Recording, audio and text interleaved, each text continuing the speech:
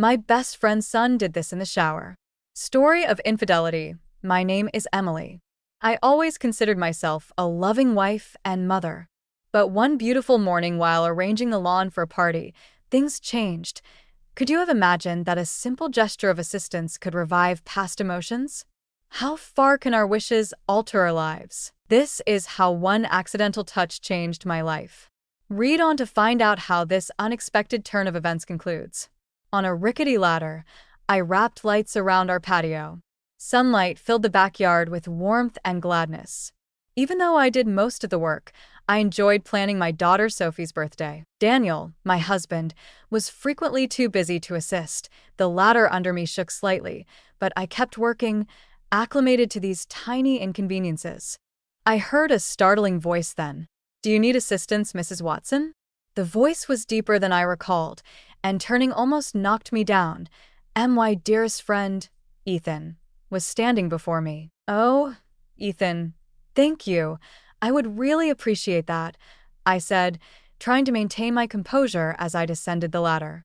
He went forward to balance it, and we momentarily touched. I felt a rush of emotions from that contact. Ethan added, "I just got here and noticed you could use some help," with mischievous eyes. "That's amazing of you," I said, guiding him to the garden's last decorations. I couldn't help but notice his confident, light motions while working with him, and every time we touched, my pulse raced. "How's college?" I inquired, attempting to chat, but my voice revealed a concealed curiosity. "Great, Mrs. Watson. It's a typical mix of study and social life, but it's great to be home," he said, smoothly smoothing a tablecloth. "That everything is quieter than on campus." Though apprehensive, I laughed. "Imaginable. Everyone misses you. Sophie frequently mentions you." He answered with a gentle grin, hopefully only positive things, momentarily easing our stress. I told him only the finest things, staring at him for what seemed like forever. I learned then that a touch and a smile may revive long-forgotten sentiments. As dusk approached, shadows extended across the lawn, and people began to arrive. Conversation and laughter filled the celebration. However, the concealed flame that had sparked during preparations kept burning, linking us with unseen threads in the throng. Ethan was at the party when it started. His personality and contagious humor caught notice. At the drinks table, we met again. Ethan, the star, was narrating a humorous tale with his audience captivated. When he noticed me, he paused and discreetly offered me a drink. He said, "Mrs. Watson, I've set aside the last glass of Sophie's favorite drink for you." "Thank you, Ethan. I guess I need this," I said, touching our fingers again, and the spark returned. I took a drink to cover my discomfort, mindful of the partygoers' curiosity. We progressively proceeded to a quieter portion of the garden where dim lighting and a private environment allowed for a more personal talk. Continued laughing and light jokes isolated us from the celebration. He called me Emily for the first time, sounding almost personal. "What's suburban living like?" "Not everything is parties and house upgrades." Suddenly relaxed, I chuckled. "It's crazy. Sometimes picking paint colors is the most fun part of the day," I answered, smiling. He laughed. He looked at me longer than usual. "Sounds exciting. Perhaps you need more excitement," he said, his voice low and appealing. Sophie's light-hearted, curious voice broke the tension before I could respond. "Ethan, it seems like you've captivated the most important woman here," she said, and everyone laughed. Blushing, I replied lightly, "Sophie, you know I've always liked your family." My voice was light, but my heart raced. Ethan glanced at me before smiling at Sophie. She was indeed a pleasant companion, mother. The evening was a whirlwind of looks and whispered discussions with Ethan. Each contact gave me a rush. I tried to hide that I thought about his question about requiring more excitement, pushing my comfort zone. I was relieved and disappointed when visitors left the celebration. The night showed more than anticipated. Leaving Ethan, our hands lingered, his touch a hint of unresolved sentiments. "Good night, Emily," he murmured. His voice was for me alone. "Good night, Ethan," I said, feeling guilty and excited. I tried to go back to normal after that party, but Ethan kept worrying me. Every time I passed the garden or saw our lights, I remembered our short touches and discussions. IT was insane. How did I fall for my closest friend's son?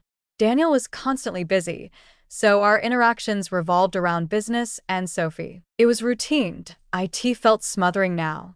One day, I left home to visit my favorite cafe and relax. I entered through the doorbell and was greeted by the aroma of fresh coffee and cakes. I regularly visited the cafe as a way to escape the monotony of my daily routine. After getting my normal coffee, I sat a seat and saw Ethan with a laptop in the corner. "What a delightful surprise, Emily," he shouted when he saw me. His wave invited me to join him. My pulse raced and my cheeks blushed. Approaching his table, I kept cool. Ethan. I sat across from him and said, "I didn't expect to see you here." "Yes, I prefer switching study locations," he stated, shutting his laptop, and focusing on me helped him concentrate. "Please join me for coffee." "I already have mine, but thanks," I said, lifting my cup. We slipped into a comfortable stillness that appeared to release any tension from our previous chat. Ethan spoke in a low voice, making me uncomfortable but intrigued. "My voice is curious and worried," he said, slowly and reservedly. "I don't know. But you are so alive and engaging." Though pleased and scared, I laughed. "I'll accept your praise, Ethan." "Thank you." Our chat moved easily between topics. We discussed our favorite books, movies, and dreams. I shared things with Daniel I hadn't in a while. Ethan listened carefully and responded thoughtfully, making me feel understood and connected. Ethan leaned closer and spoke softly when it was time to depart. "Emily, this was fun. Could we do it again?" My heart pounded as I struggled to comprehend that I was pursuing this strange attraction. "Yes, I'd enjoy that too," I admitted, shocked by my honesty. We parted at the cafe. As I got to my vehicle, I wanted to see him again. This unexpected encounter put us on risky ground, and although fleeing looked reasonable, it became harder. The excitement of the unknown instilled in me a sense of fear I hadn't experienced in years. After our cafe rendezvous a few days ago, my feelings fluctuated between joy and remorse. The memories of Ethan and his comments kept me awake. Every time I passed the cafe, those thoughts would return, making me tremble and feel guilty. And my mind kept thinking, this is lunacy. Deep down, I understood it was more than just a desire. This sensation was unavoidable despite its repercussions. As I battled a frozen PC on a wet day, I recalled Ethan's technological prowess. Before thinking, I called him. Ethan answered the phone promptly with a cheery voice. "What's up, Emily?" "I apologize for bothering you, Ethan," as I tried to speak clearly. "My PC is acting up. You said these were your strengths. Could you assist?" He said, "I'll be over right away." He came to tangible tension. Ethan sat at the computer, and I watched his confident motions. I sensed a familiar electric flow when our shoulders inadvertently touched. He said, "I just need to tweak a few settings," as he stared intently at the screen. I recognized that ignoring this desire would be tough. Staring into his eyes as we were closer than expected, our delicate but intense kiss intensified, releasing all our restrained feelings. When we parted, I could scarcely breathe. I muttered, "We can't continue this, Ethan." Shivering, realizing I was talking to myself, "I know, Emily." "I apologize," he said, avoiding my gaze. Ethan departed after we completed repairing the computer in quiet, leaving me emotional. When the door closed behind him, I leaned against it to think. Every kiss and touch left an enduring mark on my spirit, and I realized this was not yet complete. We hadn't seen Ethan since the party a few weeks before. I tried to ignore him, but thoughts of him kept coming back. Daniel worked hard, leaving me lonely. I got a call while preparing breakfast. It was Ethan. Emily." His speech was soothing. "Maybe we could meet and speak. We should talk about what occurred."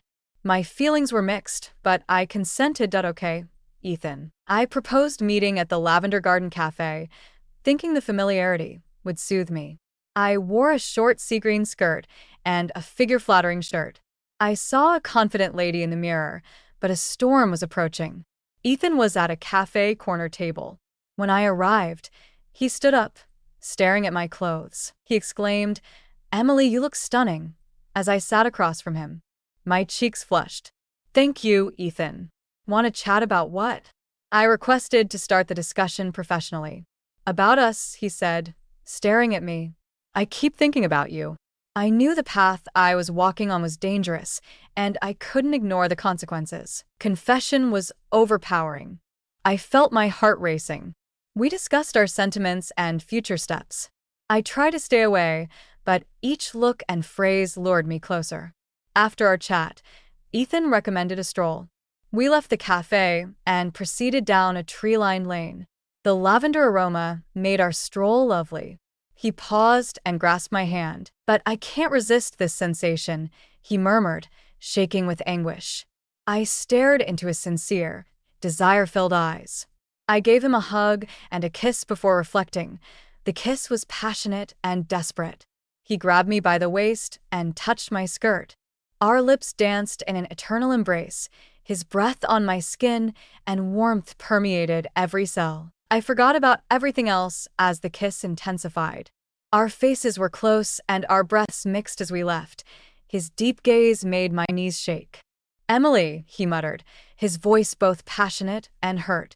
"He can't hide this any longer. I want you." My thoughts were jumbled, but I knew one thing. I desired his company. This kiss, confession, and moment were genuine, and I could no longer ignore my emotions. My heart was filled with both delight and anxiety as I said, "I do, Ethan." We stood there, clasped, absorbing the moment, knowing tough choices were coming. But at that time, just our emotions and desire to be together mattered. The following days were a blur. I kept thinking about Ethan and our kiss.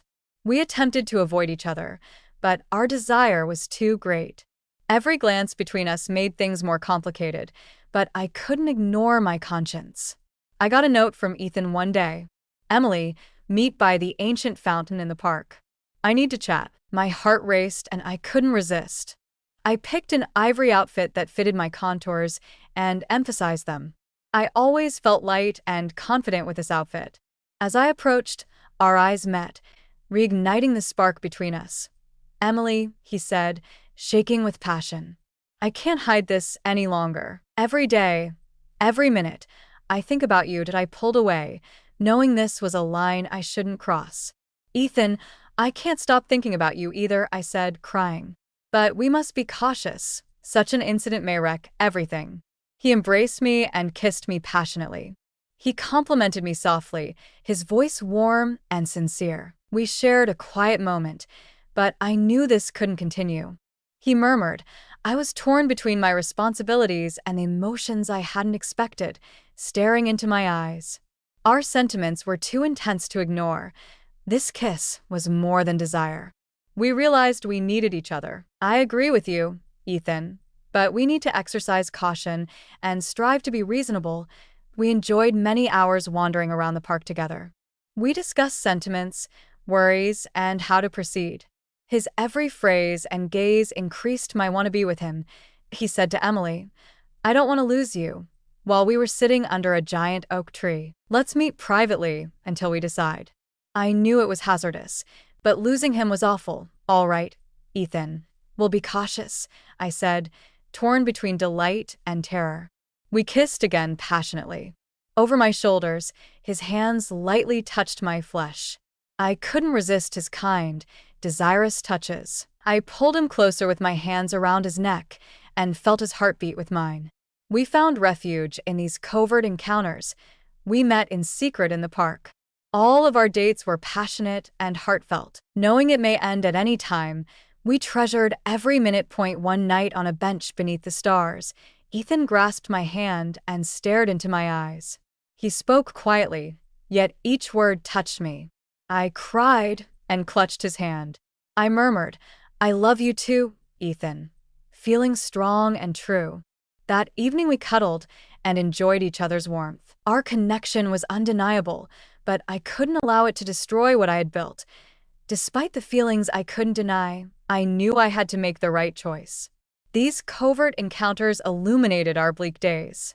What we lost in life we found in each other. Although the connection was undeniable, I knew it was wrong and struggled with my emotions. Our last meeting was weeks ago, and every day without Ethan seemed like an eternity. Despite our continued communication and texting, My desire to see and touch him grew stronger every day. Ethan sent me a message when Daniel was at work and Sophie was at a friend's home. I am interested in visiting Emily. I want to visit her. I knew it was hazardous, but couldn't resist, I answered shortly. Yes, come. My hands shook as my pulse raced with anticipation. I opted for a casual ensemble for the day, aiming to exude self-assurance. The door knock made my heart skip a beat. I opened the door and saw Ethan's desire-filled eyes. After a brief look, he entered the home and closed the door. Emily, you look beautiful, he said huskily. Thank you, Ethan. I've missed you so much, I said, blushing. We remained there staring at one another until the tension was excruciating. Ethan moved closer, his gaze lingering for a moment before he hesitated. As our lips separated, he said, Emily, I can't wait. Neither can I, Ethan, I said, my knees trembling with longing. He put his hands around my waist and delicately removed my skirt. His fingertips touched my flesh, sending thrills through me. When the skirt dropped, his eyes lit up with want. He muttered, Emily, you're so beautiful, his voice trembling with desire. Again kissing me, Ethan slowly removed my blouse by sliding his hands beneath it. From the moment we connected, I experienced every touch and emotion. He kissed my neck, making me tremble with delight. He said, Emily, I want to be with you, with honesty and passion. I do too, Ethan, I said, feeling strong and true. We couldn't wait. Our bodies melded, and his hands tenderly touched my flesh. He took care and showed affection in every move. I felt every movement and breath, which made me blissful. Our motions accelerated. I felt the desire overtake us. Each kiss was a statement of love as his lips touched mine. We forgot everything but our emotions and wants at the moment. We were exhausted yet pleased when we stopped. I saw love and devotion in his eyes. I love you too, Ethan, I said, crying with joy. We slept there together, knowing our love could overcome anything. We own this moment and will fight for our love no matter what. After that romantic evening with Ethan, many days passed. First, I was euphoric about our sentiments, but then remorse set in. I kept thinking about Daniel and how I broke his confidence. I loved Daniel and prioritized our family. I recognized I had made a big error and needed to correct it. After Sophie went to bed and Daniel got home late from work, I decided to have an honest chat. I made a light meal and bravely asked him to sit. He appeared surprised as he sat at the table. What's up, Emily? He inquired, sounding concerned. I breathed deeply and said, Daniel, we've been off for a while. I miss you since we've grown apart. My error was big. I cheated on you with Ethan. He looked hurt as his eyes expanded in amazement. Considering my comments, he remained mute. Although I'm not seeking justifications, I want you to understand that it was a moment of vulnerability. I love you and want to rescue our family. I kept going, crying, Why, Emily? Why did you do it? He asks, trembling. We grew apart. I felt alone and unwanted. Work consumed you, so we had no time together. I apologize for my error. Pain and remorse filled me as I responded. Daniel sighed and glared at me. Emily, I'm accountable. I neglected you. Thinking working hard was best for our family, I overlooked the most essential thing. He regretted telling you. We contemplated our statements in quiet. Daniel then grabbed my hands and said, Let's talk about our issues and find solutions. Let's keep our family together. Emily, I cherish you. Relief flooded me as I nodded. Daniel, I don't want to lose you. We need to focus on our relationship to reconnect, I said, holding his hands. We consulted a family counselor to solve our problems. We spent more time talking about our emotions and wants. Step by step, we reconnected. After a family session, Daniel looked at me tenderly and said, Emily, I understand why it occurred, and I forgive you. In the living room, we both made errors, but I think we can overcome them. I adore you and want a happy family. Joyful and hopeful tears fell from my face. I adore you, Daniel. I hugged him and muttered, Thank you for understanding and giving us another shot. We worked hard to strengthen our relationship, but it took time. We discovered one another again, enjoying the simple things and spending every moment together. We settled on love and family as our most important things. We overcame obstacles and became closer. This experience taught us to respect one another and avoid repeating errors. We knew there would be more challenges, but we were ready to tackle them together with love and support. Many months have gone by since Daniel and I started again. We worked hard to repair our relationship and found new delights every day. Our time together helped us rediscover one another and become closer. Daniel brought me my favorite roses home from work. A delightful surprise warmed my heart. He smiled and handed me flowers, saying, "Hi, honey." "Hi, Daniel." As I received the bouquet, I burst into tears of excitement. "So lovely, thank you." On the sofa, we enjoyed the stillness and warmth of each other. I leaned into him and felt his muscular arms embrace me, realizing this was my dream moment. Daniel added lovingly, "Emily, I'm so glad we were able to overcome everything and find each other again. I love you and would do everything to make our family happy." "I concur with you, Daniel," as I gaze into his eyes. "I've realized how much I adore you and our family recently. I will assist you in anything." I thought our efforts had paid off as we embraced. Our love had grown, and we realized we could overcome any challenge together. Family time was planned for the next day. We picnicked in the park where I met Ethan. We now saw this site as a sign of a fresh chapter. Sophie loved the outside day. We played ball, collected flowers, and ate Daniel's amazing meal. When I watched Daniel smiling and playing with Sophie, I knew the day was pure bliss. As night fell, we watched the sunset on a blanket. When Daniel pulled me tight, I felt his warmth in every cell. "Emily, I appreciate what we have." He responded, "You and Sophie are the most important things in my life, and I will never let us drift apart again." With resolve and affection, I agree with Daniel, feeling grateful and joyful. Our hardships have strengthened us. I know we can overcome any obstacle together. We hugged, watching the sunset, and felt our hearts beat together. This moment marked our rebirth, a new chapter full of love and optimism. We knew new obstacles were ahead, but we were ready to tackle them, supporting and loving one another. Love, forgiveness, and family strength are the themes of this novel. We learned that fighting for what we valued might bring brightness to even the darkest situations. We were stronger as a family and ready for new challenges, believing we could conquer anything.